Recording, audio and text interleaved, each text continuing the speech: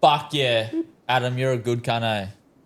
You're a fucking good cunt, but you're both good cunts. Nah, he's a bitch. I'm a good cunt. I'm All right, regular. I'll take your word for it. I'm just cunt. He's just cunt. That's me. Mad cunt? No, just cunt. 1, 2, 3, 4.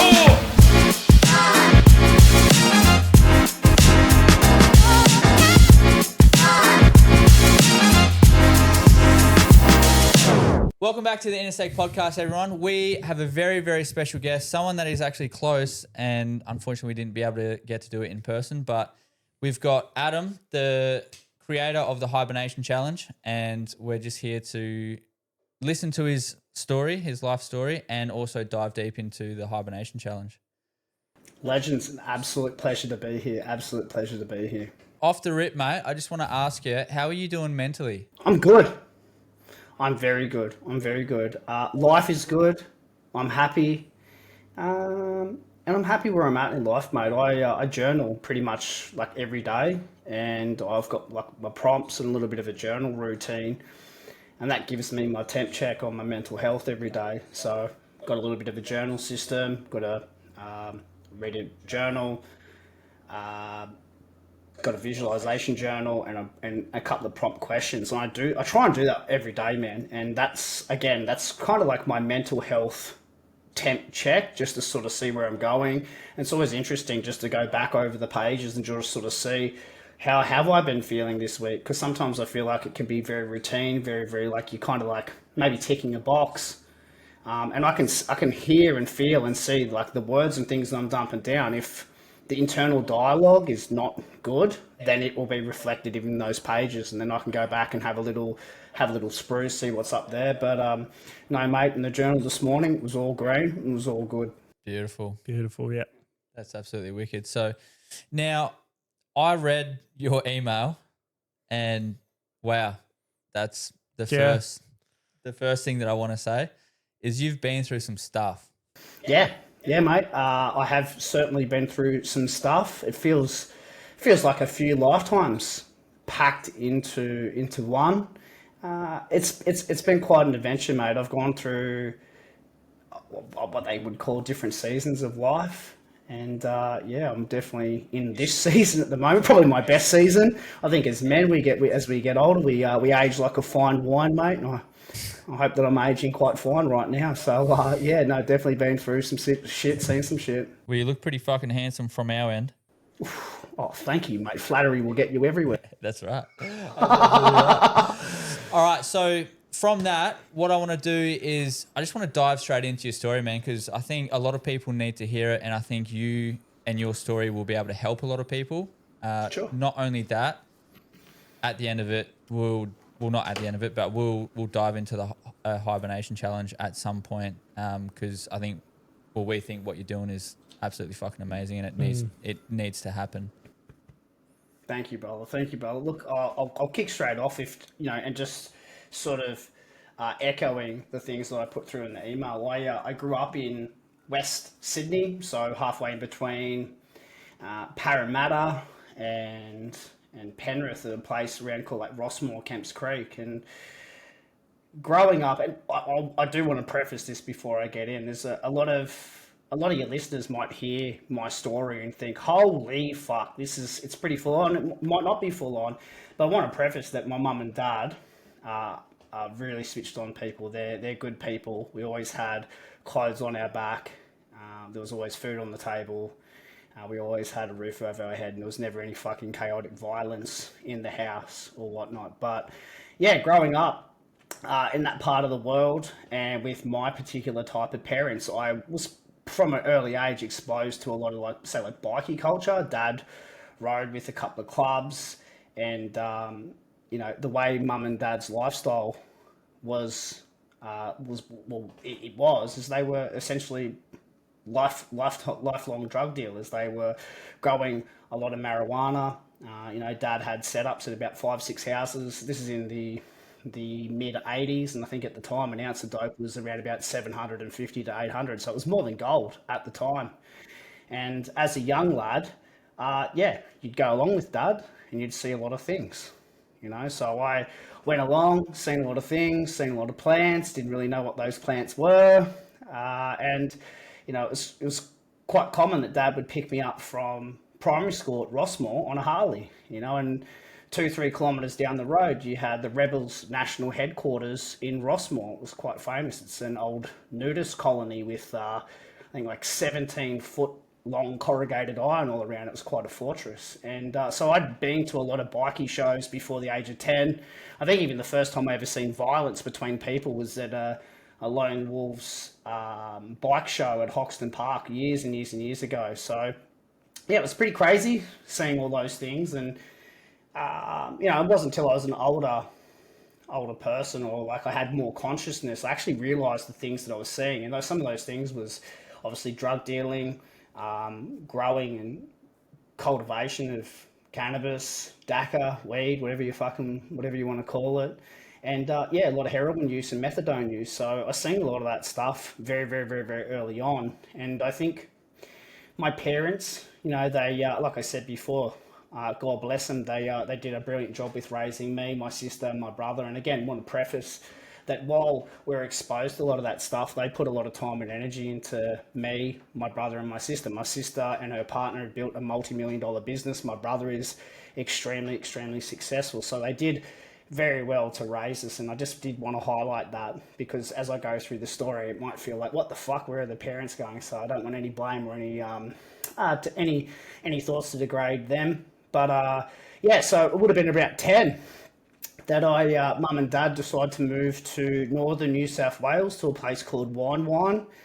It's really famous for having Wine Falls. It's actually featured in a lot of different TV commercials, things like that. But Wine is situated in between Nimbin. Do you boys know Nimbin? You ever heard of Nimbin? Nah. No?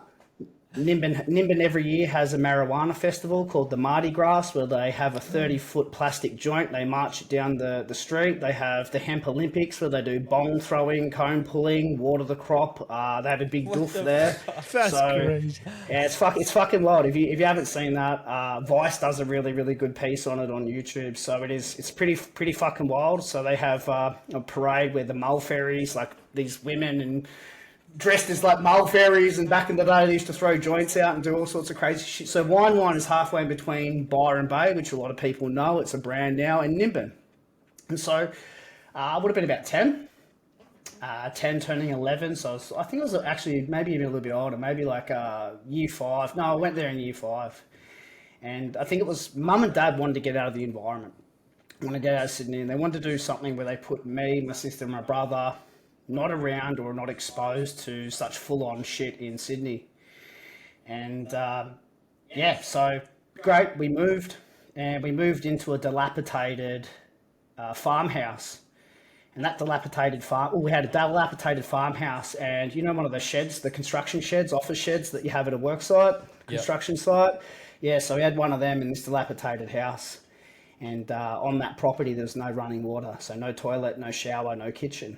So I went from this young lad that had pretty much everything he ever wanted. And then we move, and now I am shitting in the bush and washing with a bar of soap in the creek. And that was a fucking massive culture shock for an 11-year-old. And it was very, very hard on my parents. My parents had a plan, somewhat of a plan. But yes, things didn't go their way. What happened was our house, that particular house, it burned down with half of our shit in it. So that wasn't really off to a good start while we were up there. But anyway, story moves on. House burns down. Mum and dad get a rental. Things don't go really according to plan when we move up to Wine. From there, I befriend one of the lads at primary schools in the year below me. And I'd go around to his house all the time, stay there, and our dads were friends. My dad had made acquaintances there. And then one time, me and this young lad, this other friend of mine, we decided we want to emulate our dads smoking weed. And so I am 11 at this point, he's 10. So we decided we're going to make a bong. We make probably the world's most terriblest bong out of a barbecue sauce bottle, some Gardena hose, and a fucking hose fitting, which is, pure bong mechanics for some young lads. And, well, we've got the bong. Well, fuck, now we need the weed. And so he goes, oh, I think I know where it is. And so we went into this bush and this old piggery sort of a style place, and there was probably 30, 40 of these plastic 44-gallon drums, and we just unbuckled one and fuck, it's filled with weed.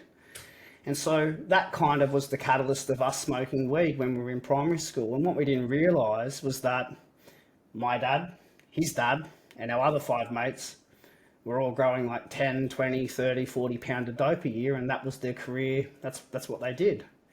So for us, in year 6, year 7, we had unlimited access to as much weed as you could possibly think of. And so, it wouldn't, on a Saturday or a Sunday, it wouldn't be an odd thing if we probably smoked a quarter before 9 a.m. because we were just just frivolously smoking it, creating different bongs, and it became like this art form, or really creative. And I'm not on this podcast to condone that or glorify that. I think looking back on it, it's fucking perplexes me.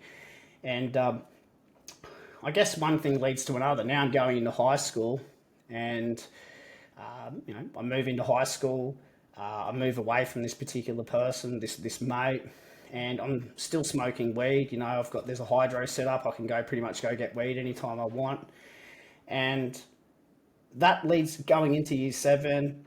It was pretty fucking wild, mate. I was getting drunk. I'd had sex first 2 weeks into high school. So I'm 12 years old and I have sex at the first party, and I think I'm this adult. I'm trying to act out and emulate like I'm this cool adult figure. And one thing leads to another, boys. When you are on this roll of drugs and alcohol and shit like that, then we start getting into acid. And I think back then we could buy, or we could score a tab of acid for about $2.50 from one of the guys that were drug dealing that knew us, that was a little bit older than us. And I still remember the first time taking acid. I was 14, and we went to the Conservatorium of Music in Lismore to a doof. It was the first time I'd ever seen psytrance, and I was still spinning psytrance on decks. And I think this is around about 1997. And as soon as we got there, everyone dispersed. I'm left on my own, 14 years old, tripping my guts out, and I watched someone get stabbed. And that, I was just like, holy fucking shit. It was pretty intense for your first time on acid and doing it all solo. At that time as well, like taking, you guys ever have movie marathons where you're from, where the movies go all night? There's like 4 movies in a row, and all the kids go to the movie cinema and do that. Yeah. I don't think we have them here, but I have heard of them before. Yeah, so we would, like when we were 14, 15, we would just go drop acid and sit there in the movies, tripping balls on all the different movies, while all the other, by the time the third movie was on, all the other kids were asleep, and we were just running around the fucking cinema tripping our guts off. So anyway, again, not glorifying it. As this drug usage started ramping up, we started doing other devious shit. I think that's where we started stealing the car. The first time I stole a car was when I was like 14. Me and my mate just found a ute with keys in it. We pushed it out of this dude's driveway. We drove it down to my house, where we'd had like a little house party going on. And again, we're 14, 15, and we're all drinking alcohol. We all get in this car, drinking, and go drive to this waterhole, drive back. It was fucking wild. I can't believe no one got killed or no one died with some of those adventures back then. So, cool. I'm 15 at this point, and I'm getting pretty unruly in the home. And I can tell I'm disturbing my brother, my sister. I'm disturbing my dad. And I had like an altercation with my dad, and he gave me a pretty good fucking hiding. And looking back on it now, I think I deserved that. Probably deserved a lot more hidings, to be honest with you. And I said, fuck you, old man, I'm out. And I decided that I was going to live out of home. So now I'm 15 years old, and I'm in a university share house. So I'm living, out. I'm sending myself to school, doing my own thing there. And thought I was the coolest cunt ever. I'm living out of home and whatever. And then I've got autonomy. I don't use the autonomy right. You're a 15-year-old lad. You're in and around a lot of people that are doing drugs, and the drugs are starting to get more full on. So I get into the into the MDMA, or back then it was Eckies. You know, we didn't have pure MDMA; it was just ecstasy. So everyone starts taking that. We're taking that. There's a whole lot of fucking crazy ass shit I could tell you in between the ages of 14, leading into my final couple of years of like high school. But it was wild. It was crazy. I don't condone it. And in fact, when I look at kids in the age of like 13 to sort of 16, 17, it absolutely fucking just rattles me to think, man, those kids are so innocent. They're just chilling, doing their thing. And the shit that I was doing at that age is fucking insane. Like absolutely insane. So anyway, I was in and out of different share homes and things like that from 15, and then leading into the final year of year 12, because I was still sending myself to school. The high school wanted to try and they expelled me 2 weeks before the final exams, and they reckoned they had CCT footage of me dealing in the common room and all that shit, and I didn't really fucking debate it. I just took it. And when it got to the realization that, fuck, school's finished, the party's over, mate, there was a really, really grim feeling that washed over me when I was like, holy fuck, what do I do now? Because boys, where I'm from, none of my mates had aspirations to finish high school and go to Europe, go get a trade, go to the mines, go to university. The aspiration was to do what the cool dudes were doing that were like 4 or 5 years above us. That was to keep partying and sell drugs and to be in the scene. And so we didn't really have very good role models or examples to follow after high school. And so from about 18 to through to about like 22, maybe even 21, I was pretty much fucking homeless, couch surfing. I had no license, no girlfriend. I had no fucking direction. I was a fucking loser. Like I didn't really have anything going on. And it was grim. It was fucking dark. Was really malnourished as well. I was really fucking skinny. And I wasn't allowed at my family home. I probably put my family through a lot of shit when I would pick those periods when I'd come back and I needed somewhere. And like my sister at this point was doing her last couple of years in high school, and it probably really fucked with her and really affected her. And it's something I'm deeply regretful and deeply apologetic for, because it did really, really impacted her, and it still has impacted us to this day, you know, the relationship that I have with her. And so my dad and mum were like, fuck this, you are not allowed back here. You're not allowed here anymore. You're not allowed here. And so again, that led into me then being fully, you know, on the street, homeless, just, you know, couch surfing and whatnot. Again, carried on for a couple of years, just being an absolute rat bag, a nuisance to society. And it wasn't till I think I was about 21. I've been on a bender, and we're coming home at about 5:30, 6 in the morning from this party. And I literally don't know where the fuck I'm going to go. Usually I just get dropped off at one of these parks and I'll just go sleep in some of the play equipment or fucking whatever. And I thought, you know what? Drop me off at mum and dad's. And he's like, you sure? I'm like, yeah. Yeah, I'm fucking sure. I'm fucking sure. And he dropped me off. And mum and dad had this big driveway that went right down the hill. And as I walked down this driveway, I had I had an epiphany. Hey, I just stopped on the driveway and I looked around and I looked at my hands and I was thinking, is this really what you've been destined for? Is this really it? Because I think when you're in high school and you're growing up, you think you're gonna do something. You're gonna go out into this world and you're gonna be somebody. And I always thought that. But since high school in the last 3 years, I've just been a piece of shit. And I've really fucked over my family. I haven't been a good person to them. And I stood on this driveway, kind of like having this epiphany and go, that's it. That's fucking it. I'm making a call. I'm making a decision. You know, like I just positive affirmated. This is years ago, before that, The Secret and affirmating and all that shit ever came out. I literally was doing that. And as I walked down the hill, my dad seen me. I could see him through the kitchen. He'd come out and I put my hands up. And he's like, I could see he's about to say, you know. I said, please just hear me out. And what I did is I bared my soul to him. I said, I am so sorry, and I owned all my shit.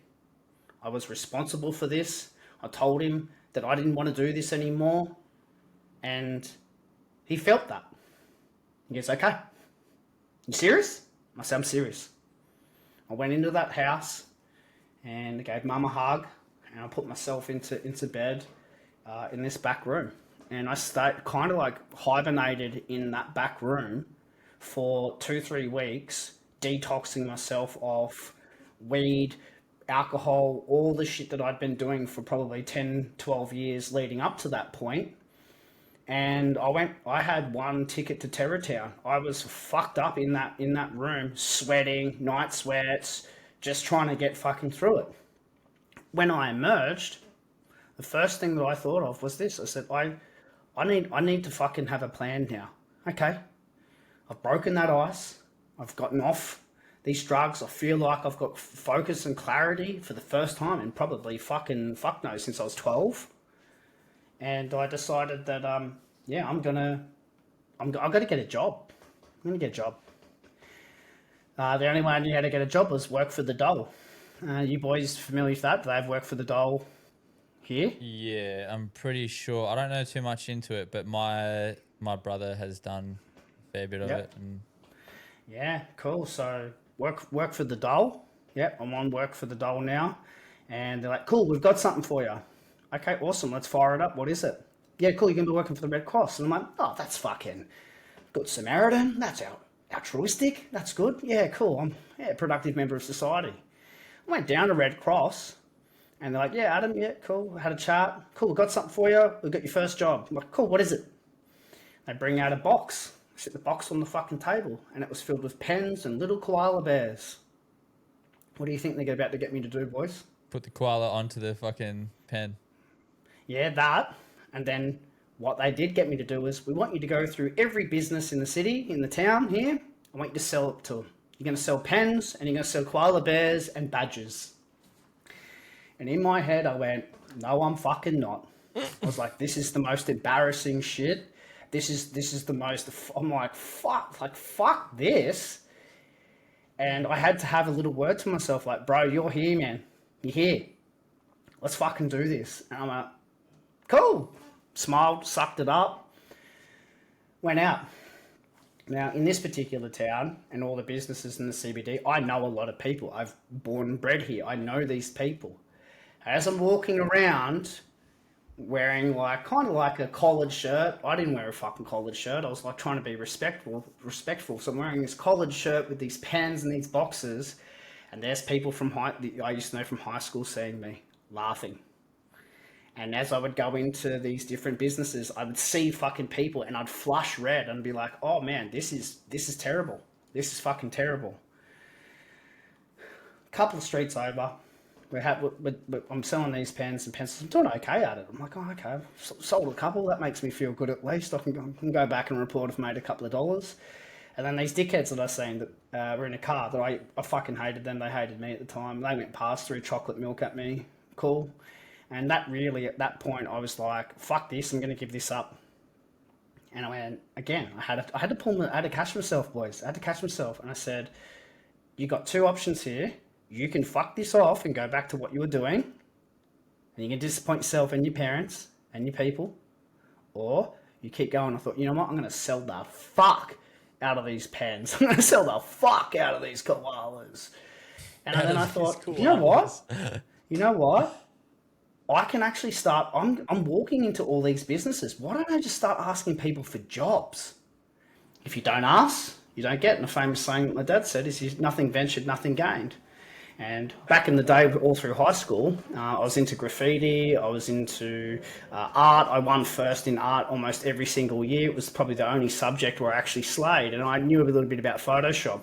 And so I walked into this graphic design store and I spoke to the gentleman there. I was like, hey, do you want to buy some pens, whatever the fuck? And I said, actually, I use Photoshop and I was really good in high school with art. I came first in art almost every single year. I was just wondering if you're looking for someone. And he goes, we actually are. we're about to close up early because we're about to go on a holiday for Christmas. If you come back, we'll give you a trial. And I was just like, I was gobsmacked, man. I was like, holy fuck. It was like the gods, Odin, Loki, Thor, they blessed me. They gave me this opportunity. Fuck yes. And yeah, sure enough, I was happy. I was like a pig in shit. I continued on doing my thing. I still pitched to every other person that I was saying to see if I could get a job quicker. And then, sure enough, I went back for the trial. And they're like, oh, we don't use Photoshop. We use a different program. I'm like, oh, I don't really know that program. Is it okay if I learn on the job? And I just bullshitted my way into it. And they were happy, man. They were fucking cool people. Dale and Chrissy, big shout out to Dale and Chrissy. If they had never, ever said, come in and do this trial, I got the job. But if they'd never done that, fuck knows where I would have. Probably jail, dead, the cliche story of where you end up. So it was awesome, boys. I started my career as a graphic designer. I think this is like 98. No, it would have been about 2000, I think. Somewhere around then. Anyway.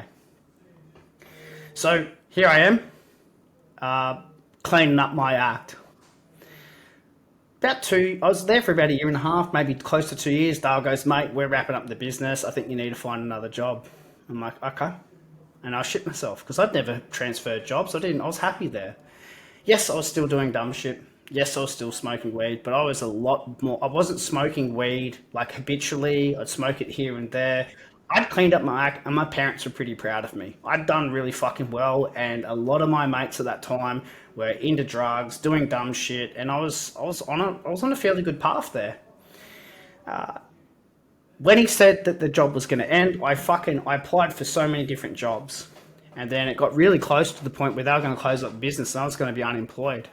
At this time, I was living in another share house. I'd lived in a fuckload of share houses. There's a whole lot. There's probably another 4 podcasts of what happened at these share houses. It's absolutely fucking wild what went on there. Yeah, a bit of debauchery, but I was a lot more screwed on with my head. This company fucking calls me from Byron Bay. I applied for their job 9 months beforehand, and they said, we liked your resume. Would you like to come in? I'm like, absolutely. And I went over and I interviewed it for it. And it was a massive home renovations and home additions company. It was fucking huge. The big boss that owned this giant company, he loved Byron Bay and he loved to surf. So he had his head office there and not in Sydney or Melbourne. It was crazy. I went in, I did the trial. I spoke to the people there. They liked me. They thought I was really good for a young lad. And so I started out as a graphic designer in this marketing department that had like 5-6 people and 2 external consultants. Epic, boys. Epic. I felt really good. I felt like I was on the right path. And what happened in the time that I was there, I think I was there for about 6 years. I ended up running the whole entire marketing department myself. I superseded each person up from me, and I ended up being the national marketing manager for a company that turned over $50 million a year. I was it for the marketing department. And with me superseding everyone came a very respectable and healthy wage. And habit. And so my use of marijuana quickly stopped, and my use of cocaine started to increase. And so here I am in Byron Bay, national marketing manager, bit of status, bit of worth. And what I quickly realized was that my past habits, addictions, vices, and tendencies just manifested into something completely fucking different. I started having lots of toxic relationships with women, really, and I don't blame any of them. I take full responsibility for that. Yes, they might have done shit, but I don't care. It was fucking hectic. Just the problems manifested and changed, brothers. And so here I am. I've worked all my way up from being homeless to national marketing manager. Amazing. And I honestly needed to escape because it was about this time is when meth started coming out. Meth was really starting to hit the scene. A lot of friends were going from coke into meth. I had a crazy relationship that was really fucking toxic. And I felt like I'd hit a point where I'm not growing anymore as a man. And that's when I created this little self-development challenge called like the Novo Challenge. It's on a blog somewhere still. And I did this in around about 2008 or 9. I created this. And Novo is Latin for renewal or change. And I tried doing this challenge. I failed. And this is long before you had self-development, Jordan Peterson or any of this. None of that shit was around. You literally just, if you wanted self-development, you just fucking manned up and you fucking did it. There was no books. There was nothing. There was no access to anything. Like, fuck, Facebook only come out in 2007. YouTube, I think, only come out in 2007. Here I am, little Adam, trying to do this in 2008. Raw dogging it. Raw dogging it without any material or any examples.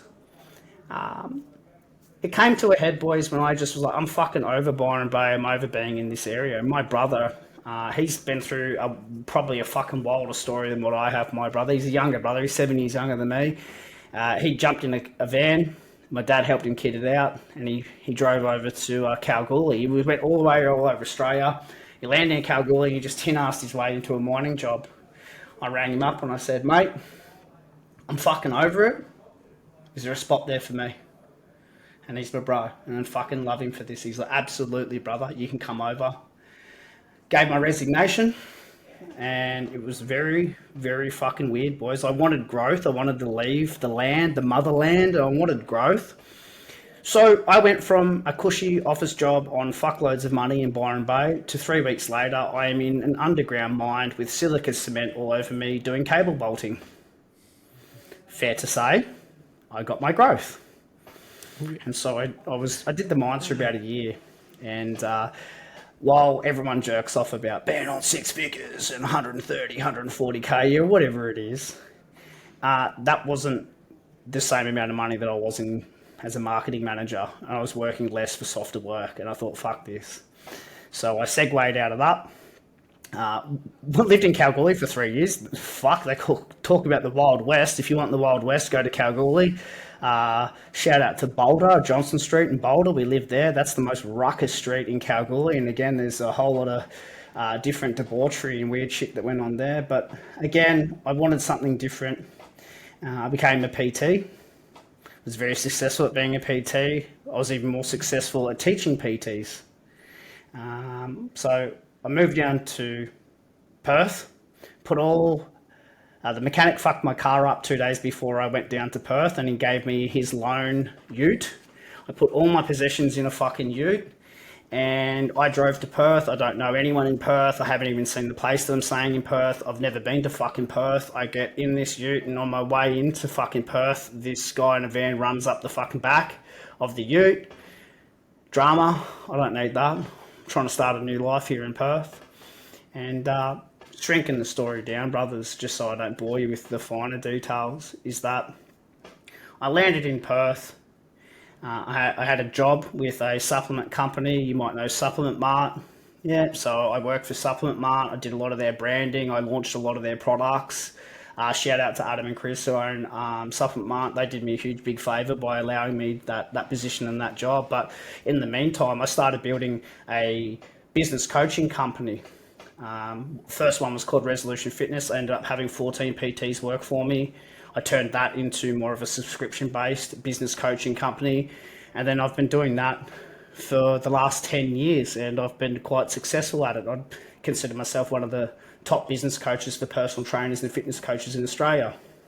So I did all that, but knowing me, I like to start and do different shit. I've got a bit of a habit, a serial entrepreneur, if you will.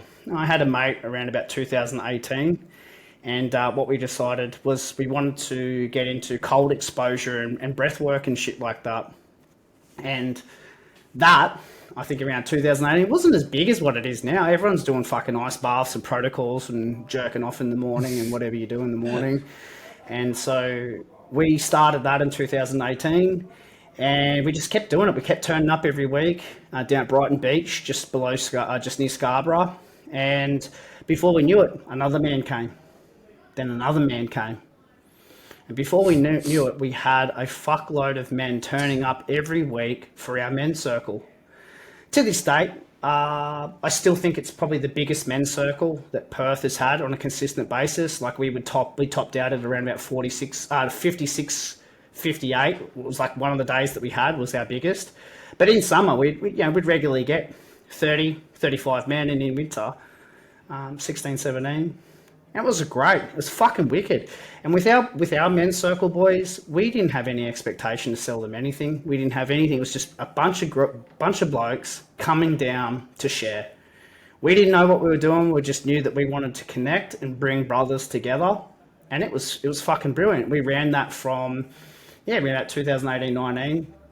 We ran that for a few years. But what happened from that circle was I was sitting on a couch again. And I kind of go like reflecting as I'm telling you this story, boys, is there's been key pivotal moments in my life where I've just not been satisfied with who I am as a man, how I'm fucking showing up. And every time that I haven't been satisfied with how I'm showing up, I challenge myself and I want to deploy something or I want to get stuck into something. And so that's when I thought back to that Novo challenge that I created in 2008. And I went, fuck this, you know what?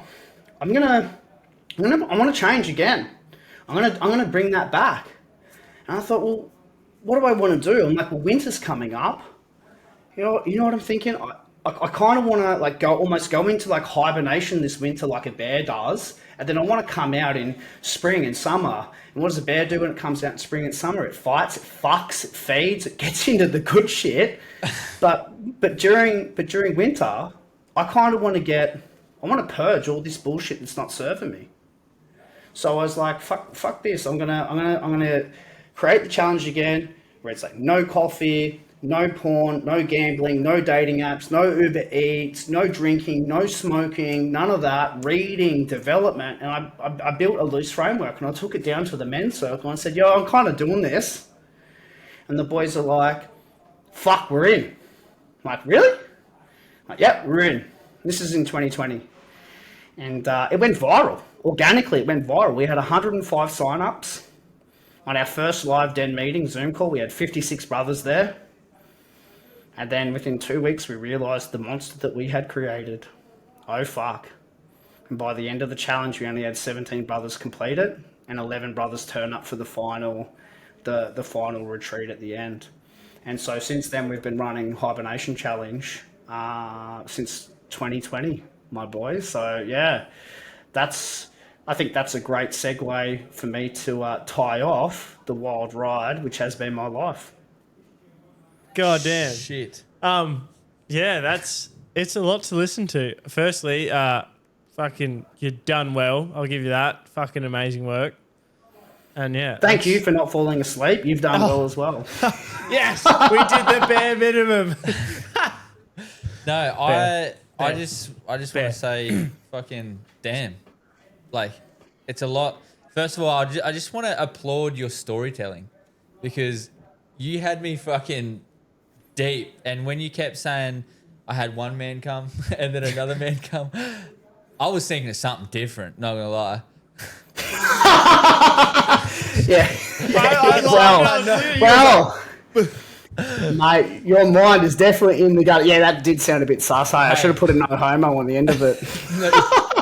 But yeah, no, your storytelling is fucking immaculate, man. That was Thanks, bro. Engaging, very engaging, and informative, and just I don't even know what to say. Like, it's fucking, from what you've come from to what you are now and what you're doing now is truly remarkable, and it's awesome.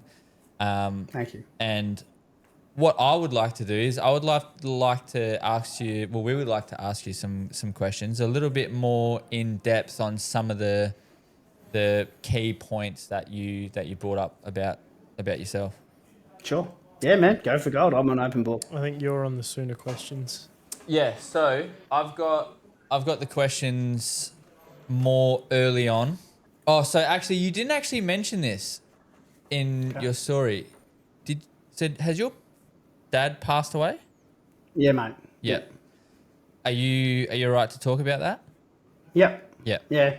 Be prepared, mate. There might be some tears and some waterworks, because it generally does fuck me up, but I'm happy to bare my soul here for you boys. The reason why I asked this, and I literally just got goosebumps even just thinking about it. So, and this is very, very recent. And when I say recent, it was yesterday.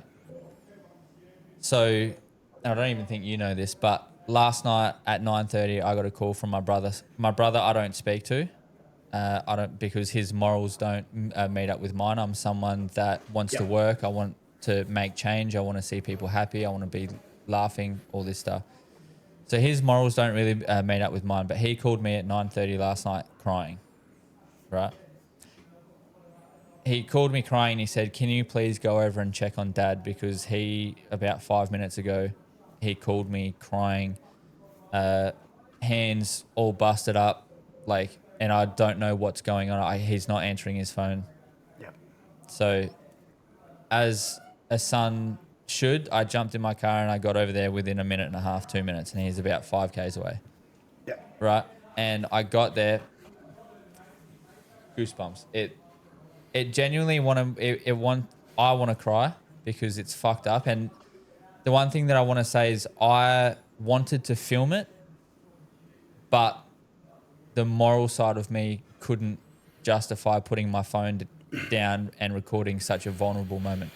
But I got there, and it turns out my dad has been drinking for the past 3 days. Yep. Consistently. And I got there, he's standing at his front door, and he's not at the front door, he's out on the road, standing pretty much on the road. And I get there and I go, what are you doing? And he thought I was my brother, and he goes, why do you have a trailer on? And I said, Dad, it's Thomas. Well, as soon as I said that, he clicked, dropped into my arms and cried. Fuck. And I'm not even exaggerating, for probably 8 minutes. Yeah. And he said, I'm a piece of shit. These are the things that he kept repeating. Dad's 61 or something. Or Yep. I think. And that's one of the things that I wanted to record and show people. I'm glad that my dad is still here and that he can talk about these things, but these are the things that I'm trying to eliminate. So one of the things that I realized today is this podcast is essentially for my dad, to give him the answers to see him thrive and happy, because he doesn't know what's wrong with him. Okay. So one of the things that I wanted to ask is, when you lost your dad, how was your internal compass? And how did you approach going around that such a massive loss? Do you want me to speak on how I lost my dad? Yeah, About 12 years ago, my dad was diagnosed with emphysema and I think something like cystic fibrosis of the lungs or something like that. They gave him 3 years. That tough bastard, that fucking motherfucker, he lasted 12 years. And if anyone knows what, emphysema does, it starts eroding the lungs from the kind of like the bottom up. And so he ended up with about only 20% of his lung capacity at the top. And I think this leads into the moral compass. When death, we always think it happens sudden, quick, it happens and you're unprepared. I had 12 years to prepare. And it still didn't prepare me. Yeah. One day, I got a phone call from my mum going, I think this is it, you better come over. And from Perth to Byron Bay. And what had happened was he'd coughed and he'd blown out a fucking hole in the side of his lung where he was getting most of his air from that air pocket, or from that lung pocket. And he was in agony. He was fucked up. And I went over, I seen him, and he was in intensive care. And for about 4 or 5 days, he seemed pretty fucking normal, and they were looking after him, and I had lots of good chats with him, and it was all good. Yep. And then they wanted to move him from one hospital to the next, and I believe that's what fucked him up. When they moved him, I think they wobbled around like this procedure that they had done, and I'm not blaming anyone, I'm not bitter on the fucking hospital or anything like that. And then when they moved him, I still remember the day, the last time I sort of consciously spoke to him. I had a big conversation with him. He's laid on the bed. He's like, "See you, mate. I'll see you on the other side." And the fucking, it was weird. It's like it's like the elevator doors. He's sitting in there. He's like laying down. "See you, mate." And the elevator doors closed. And that was like kind of like the last conscious conversation I ever had with him. He went over to this hospital, and the next day he rings up mum, goes, come down. And she went down and had a mad big chat with him. He wanted to opt out. He said, I'm fucking done. I've been riding this thing for 12 fucking years. This is so full on, this shit. It's, I guess I got another way to picture it to you, mate, is think about being kind of in prison. Your brain is functioning, everything else is going all good for him. He can't move his body, so I think there was a lot of isolation, and you're incapacitated. And as a man, you feel fucking demoralized. Man, we're purpose. We've got that yang. We've got that energy. I want to fucking move. I'm on purpose. I'm of service. I'm a man, and so that was all stripped away from him. And I think he just was like, "Fuck this. I want to opt out." And so. In New South Wales, they don't have euthanasia. They go through a process of giving them like high-level painkillers, like fucking serious morphine, like an opioid of some sort. The lady for palliative care goes, yeah, it lasts about 24 hours, and he should go. It lasted 4 fucking days, and we're sitting there waiting for him to go. And everyone left, and it was just me beside him. And I was holding his hand, and she said, he's going right now. And I stood there and I watched him take his last breaths, and he went. After that, I went back to my parents' house with my family. 2 days after, 2 days after, I had an indifference with my sister. She told me to fuck off. And so I left the family and came back to Perth. I haven't spoken to my sister since then, and it's one of the biggest regrets in my life.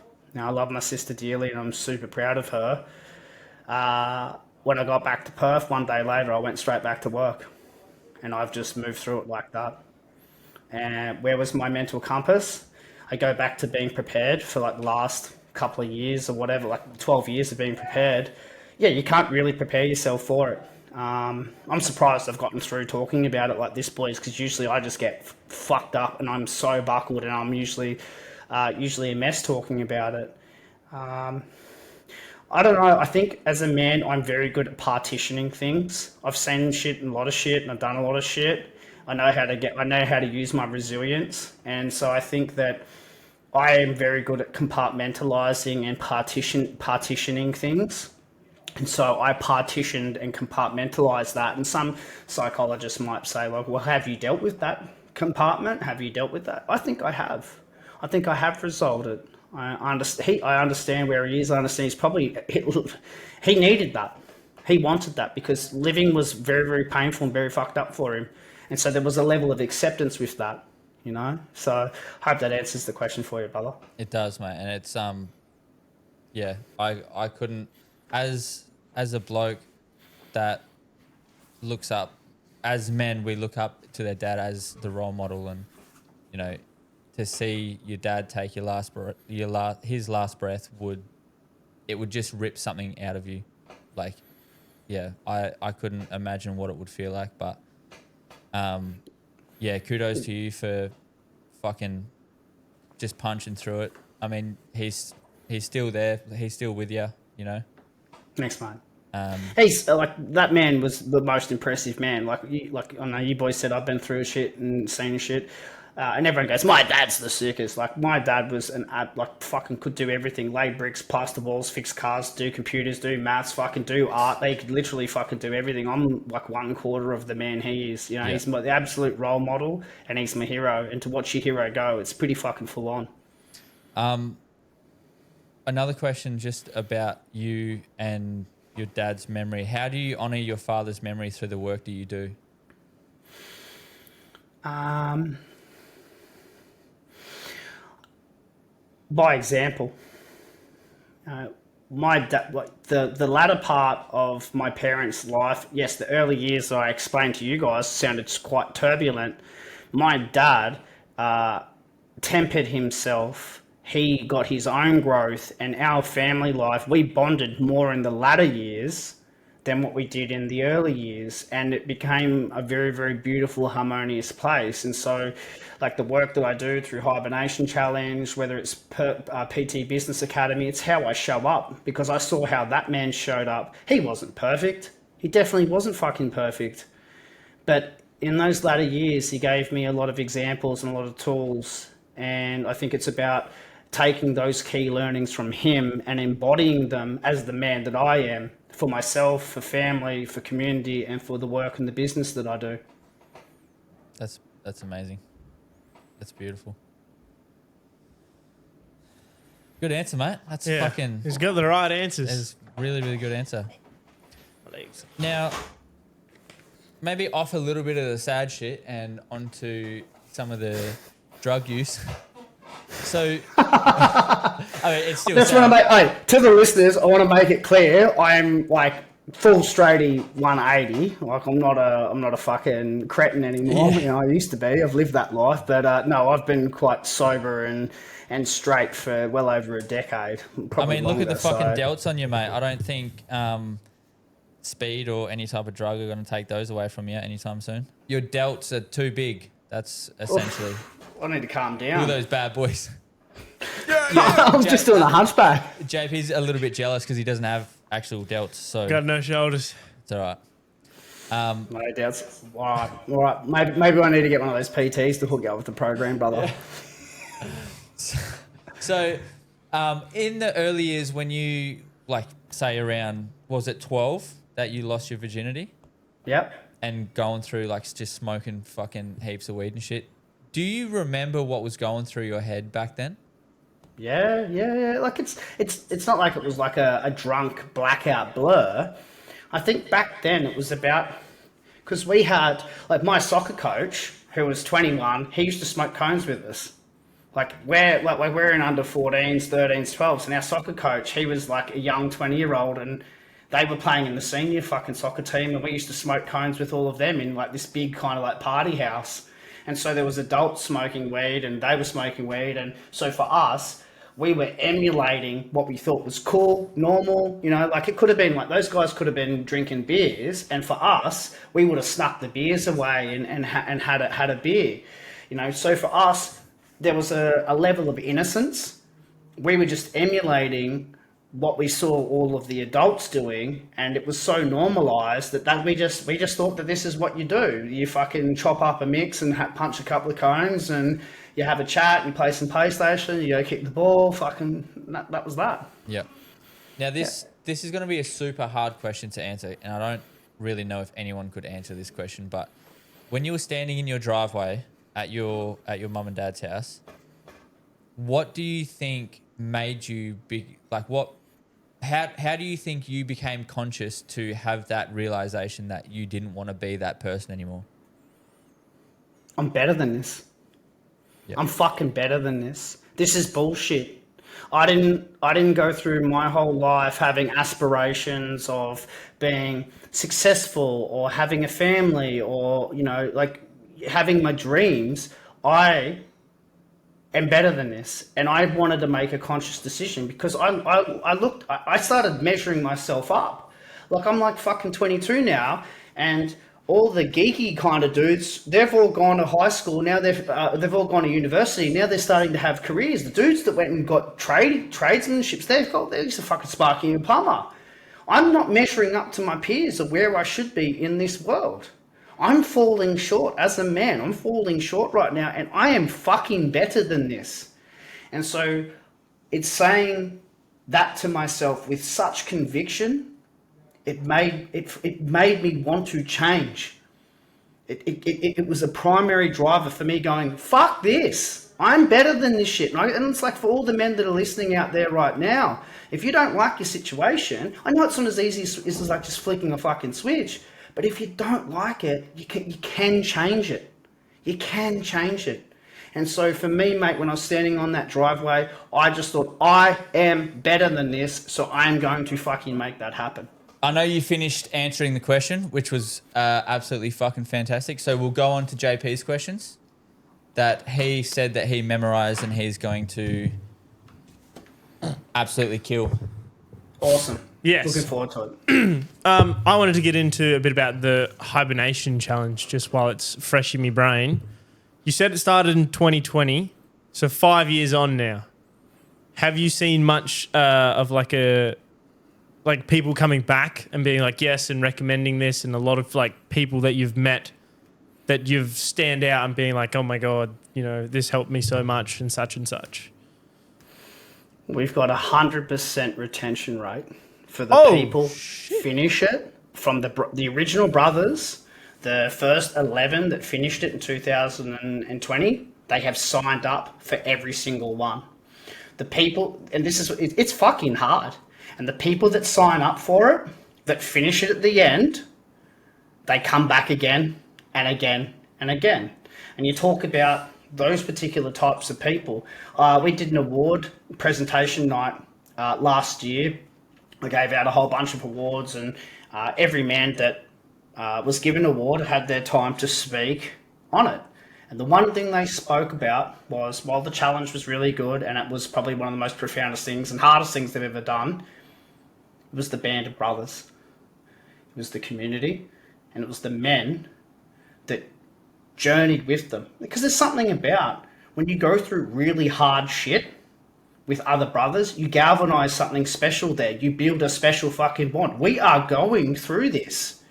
And so, JP, the community, mate, has been absolutely outstanding. We actually have a couple of community chats that just go off all year round. And a lot of the brothers say, I finally have found my tribe. You guys are the men I've always been searching for my whole entire fucking life. Stoic men, good men, quality men. And look, I speaking on that, I'm speaking on good quality community men. We vet that as well. That's why a lot of people I don't think really liked our men's circle, because we weren't from the hippie community. We weren't from the alternative community. I didn't go do fucking 7 months of ayahuasca licking toads in the Amazon. I just was a dude that wanted to create a space for men, that there wasn't some weird slimy agenda attached to that. And so with our communities, we'll kick guys out. And I've kicked guys out.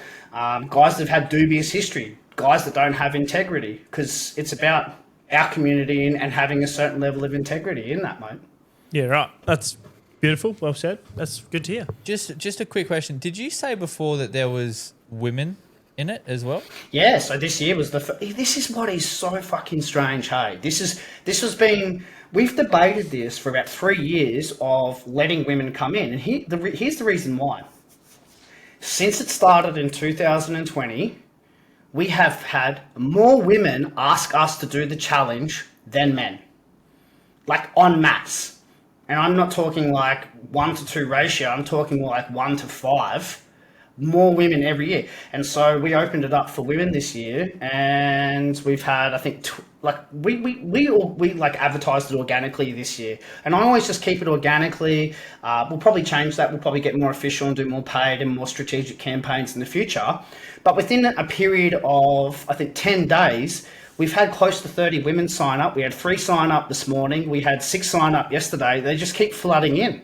So yeah, mate, the women are in as well. But for the men that are listening to this, and for you blokes here, when you come into the Hibernation Challenge, there's men's spaces. I was about to say that, yeah. Yeah, so because we want men to have spaces where they're vulnerable, where they can talk on their shit. There might be some issues about their wife, relationship. They might be struggling, whatever it is, and it's male related. And same for the females. There's female spaces where they can feel safe, that are facilitated over there. The men's stuff is facilitated. And there are a couple of commingled spaces and forums and things like that where you can get different dynamics in that. Yeah, beautiful.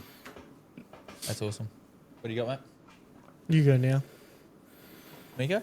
Yeah. I feel like you got one at your front of you. I do. I could tell. So, do you think, now, you can only answer for yourself, right? But do you think those men are true to their word to not, say, jerking it, watching porn, drinking, all that stuff? Because like when I read your thing, I was like, bro, I want to jerk it tonight. Like, I can't be doing that. Do you want me to read it out for the viewers? Yeah. All right, ready? So there's 3 pillars: abstinence, development, and reflection. So for 90 days, you have to give up or abstain to no alcohol and gambling, no fast food, sweet, soft drinks, or delivery services like Uber, no pornography or dating apps, no scrolling social media. You're allowed to, if you got a business, you can still use it, post, message, all that. You can't doom scroll or go through stories. So doom scrolling and social media is out. No phone presence. The phone's not allowed to be in the bedroom. The phone's not allowed to go in the toilet, and the phone's not allowed to sit there while you're eating. So eating, and that's for mindfulness. You'll have no caffeine. There's no TV, streaming, no YouTube, and no gaming. The only screen consumption you can do is if you are educating yourself for a practical outcome. There's no smoking and there's no plant medicine. So that's the abstinence side of it. Just real quickly, the other stuff's pretty easy. You have to do daily intentions. So write down 3 intentions, write down some daily gratitude, and do a daily journal. Pretty much like I said, how I kicked off this podcast was the temp check on the mental health. That's the reflection. And then the last one is the development. So 5 pages per day of a self-development book. You've got to do 20 minutes of movement. And we also have this thing called skill mastery. You have to elect a skill. So you have to pick up a skill that's something you maybe did in childhood, but you're not currently doing at the moment. And you've got to progress it over the next 90 days. So that's the core of it. Think 75 hard, but on steroids. Yeah. It seems doable. I don't know how to do about the alcohol part though. Just that one, it's just, every 3 weeks, it's like, tell me, yeah, we'll have bevies tonight. Yeah, when I read that, I was genuinely scared because I don't think I could fall through it because I'm a very sexual person. I need a bus. So I'll be straight with you, Thomas. No one's completed it at 100%. No one's even completed it at 70%. So it goes back to what you were sort of saying. It's like, how do you know if someone's done it or not, right? Well, we don't. But it's an honest system, and we have a really, really high level of integrity. Like today, I caught people using social media, and we fucking call them out. But it's you get people that are like what we call self-development tourists. They'll come and do this challenge and like, yeah, cool, tick the boxes. We can tell if they're just ticking boxes and we don't hear from them, we know it's bullshit. You can just feel it because JP, it's funny you said the 3 week mark. Usually within the first 3 weeks, everyone's riding a high. We're riding motivation, but motivation disappears, and what we know is actually the catalyst of getting a result is discipline. Yeah. And then after 3 months, everyone usually falls off a fucking cliff. It happens. It absolutely happens. And if you fuck up any of those things, do you know what you have to do? You have to get on the phone and record a video.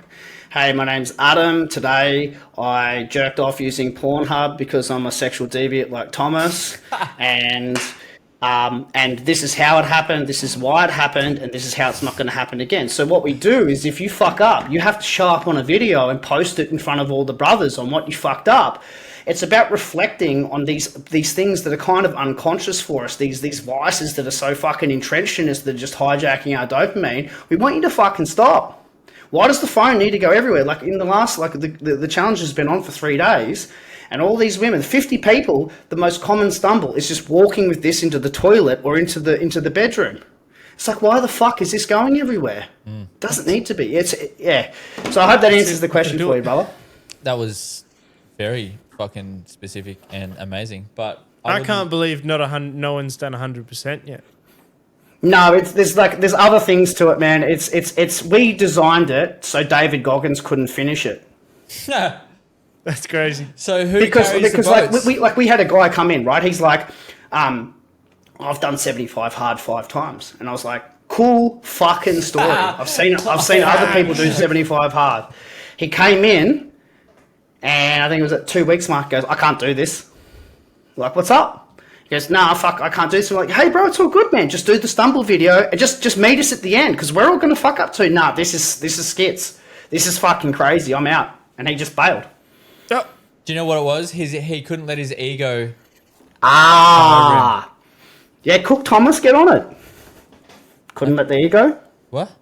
You just said he couldn't let his ego. What was that? What was the last thing you were going to say? He couldn't let his ego...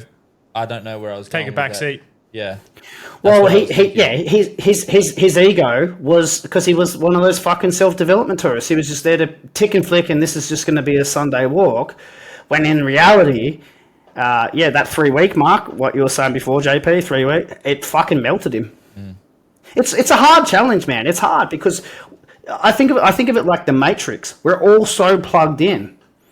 You know, to get unplugged, it is very hard. That's why we do a 2 week prep. So we actually officially start mid-May, and all the literature goes out and we start telling people, wean off the coffee, start putting up your signages, start like getting into your habits, start getting into your journaling. Because if you come into it and do it cold turkey on June 1st, learn from our mistake. It is fucking brutal. Yeah, but like I said to you in the message, Thomas, it is brutal, but the more brutal it is, the bigger and better the reward is at the end. I kind of want to try it for the rest of the week. Kind of, if I can get a piece of paper down, because you have to write everything down. JP, I'll send you the list. If you do it 100% for the week, I'll be impressed. If you just raw dog it, this cunt is gonna fucking. You have no idea how much autism flows through these veins, mate. I will find something and just go, fuck yeah, I'll do that. Oh, mate, I reckon day 2 you'll be in the fetal position crying in the bottom of the shower. Mate, I already live under a rock as is. It's not going to be the worst. I shit you not, if you were to walk in his house, you would think he's 80 years old. There's nothing here. All he does... Do you know what this challenge would allow him to do is work on his cars? More than I already do. More than what he does. Well, that would be good, because here's the thing is boys, seriously, most challenges, like if you do a physical challenge or self-development, a lot of them will go, hey, cool, we want to add these things into your life. You need to go watch this material. We want you to do this course, these assignments. They're adding more to a life that's already cluttered. Our challenge is all about taking things out of your life. And here's where the struggle, this is where it really melts people. When you take all of these devices, all of these things out, you're left with what we call these big fuck off voids of time, because you're not being distracted, you're not streaming, you've got these big giant voids of time. And when you have these big blocks of time where you used to do all this fuckery, you start looking in the mirror and you start looking at yourself. And flexing. And you know, we're all so distracted. We're so distracted. But like, this is the thing with today's society. We don't take a moment to reflect on what's the shit coming up. And you boys are all about the mental health. This is where the mental health piece is in the challenge, is that when you strip all the bullshit distractions, all the fucking bullshit scrolling, the Pornhub, the Uber Eats, all that crap, you are left with the rawest version of self. And that's a fucking mirror. Because then all the other shit bubbles up that you've been suppressing, all that shit you've been suppressing, all that shit you've been distracting yourself, that conversation that you need to have, those addictions you need to face. And that's where the fucking magic happens. It's hard, but that's where the magic does happen. Yeah. Wow. Time to lock in. Are you going to do it? Yeah. Cool, I'm not. Oh, Thomas, don't be a fucking pussy. Let's go, boy. My pussy is huge right now and I don't even give a fuck. It's probably a big void. It is. Flicking the bean later. I'll be... How about after you boys do the push-up challenge, why don't you give it a crack and just like vlog it or blog it for like 2 weeks, just see what it looks like. That'd be cool. Yeah, I would genuinely give it a good crack. Probably around the time that my missus is on her period. That'd be great. That'd be fucking wicked. A lot of the guys have said, we've had a lot of guys say when they remove all like the porn and all that shit out of it, they've repaired a lot of their sexual connection and that sexual relationship with the missus. Like we had one guy one year who goes, man, boys, thank you so much. You just saved my marriage. I'm like, what? Why? How? He goes, from giving up all the porn and all the other bullshit, I've actually found out there's someone else living with me at the moment, aka my wife, and now we're having sex like when we first started dating. This is amazing. Yeah. We're just like, thank you so much for the challenge. I'm like, yeah, cool. That's no worries, the thing is that like, I don't really watch porn at all. I'm just a fucking rabbit, man. I love fucking. Well, you can still fuck. You're not abstaining from fucking. Oh hell yeah! Did you think you had to stop fucking? Yeah, I thought it was like dude. No bus. We want you to. Hey, listen to this. So one of our things is listen to this. It goes development, movement. 20 minutes minimum per day. That can be work, gym, yoga, play, fight, hike, swim, stretch, or sex. 20 minutes is way too long. 4, take it or leave it. I can do it 4 times. Best I can do is 4 minutes. Well, you're a rabbit. Knocking out 4 rounds should be fucking easy for you. Easy peasy, bro. Yeah, easy peasy, bro. That's lightweight. No, that would be.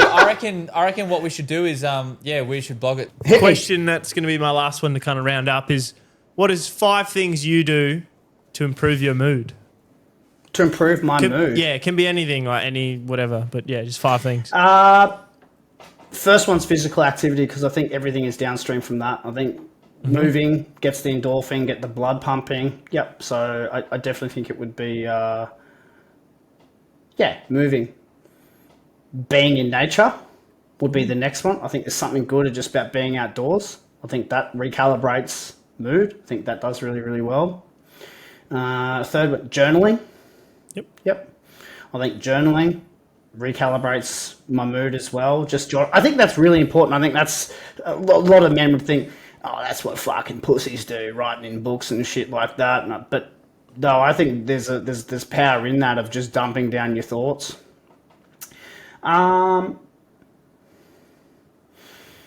Breathing sounds weird, but taking a couple of good breaths, because you think about it, if I need to improve my mood, it usually means that I'm in a bad space, isn't it?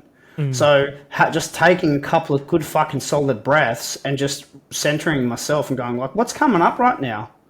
And I think the last one is awareness. And again, it's off the back of what I just said then. If I want to improve my mood, I need to have an awareness of why has my mood shifted into a negative state. And then I can functionally and practically remove it from whatever that state is. So I think having a good awareness of like what's going on right now, why am I in a bad mood, and how do I need to shift it to a good mood? And then I can go through those 4 other steps and apply which one I think is going to shift me the quickest and fastest out of the state that I'm in right now. Yep. Beautiful.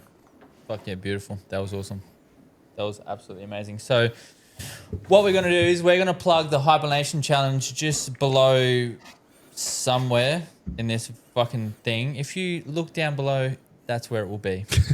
I don't know where the fuck it's going to be. It's going to be right. It's going to be somewhere. It's going to be there. That's right. There. Perfect. Adam, I just want to say thank you for coming on and sharing your story, mate. And yeah, the things that you're doing for blokes, but also women is fucking beyond amazing. I can't wait to see JP crumble within 2 minutes. It's going to be amazing. And yeah, that's going to be the end of the episode, I reckon. Thank you, gentlemen. It's been an absolute pleasure to speak to you, JP and Thomas. I love what you guys are doing. This podcast is amazing. I've watched a lot of the content, super engaging. And I love what you guys, again, are doing with, you're bringing light to a serious issue, but in a fun and engaging way. I think you guys are absolutely killing it. So it's been an absolute pleasure, boys. One little thing. Let's go into the extra credits. Welcome to the extra credits. You kind of really jumped into that. You had to kind of wean off, right? I just want to ask you, as someone that has been through different careers, right, and you're just always pushing to try and do something big and better and, improve, I guess, whatever you're doing. Any feedback for us? And honesty is the key. Your shit.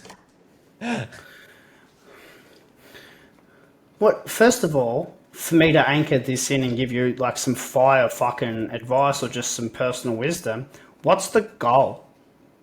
The goal is just to put a smile on people's faces and give the raw, honest, hard conversation to give people different perspective on other people's different lives to implement into their life if they're struggling with something the same. So would you say the key word to that is impact? Yeah. Yep. Pivotal. And would you say the bigger the podcast is, the more impact you can create? I wouldn't say No. I wouldn't say bigger. Well, yeah, you'd affect more because there's a larger audience. Hypothetically, yes. I think the bigger the podcast is, the more we can do, the more impact we can do. Yeah, it's like there's a flow-on effect, isn't it? It's like people go like, demonize money, but it's like, man, if I had money, I'd probably like create a dog shelter. I'd go fucking save the elephants in Indonesia. Like, money is a tool that I can allow and create better impact, right? And so if I was to give you boys some advice, is especially with digital businesses and podcasts and things like that, is volume. Do more. Do more, do frequent. And it might seem really fucking like a really weird bit of advice, but if you are creating more content, I guess like you want to create more content to be known. If you are known, then you are going to draw sponsors to you, you are going to draw bigger guests to you, and therefore you can monetize what you're doing here. And then therefore the byproduct of all of that is creating impact. The digital space, especially with like podcasting and Instagram and all that shit, it's very, very highly competitive. And what a lot of them want is they want more inventory, they want more frequency, they want more volume. To do that, you need to create more fucking content. It's like something that I'm revolutionizing. That's why I showed you that camera before. I'm having to step up and compete with my competitors because they've stepped up and they're doing more content.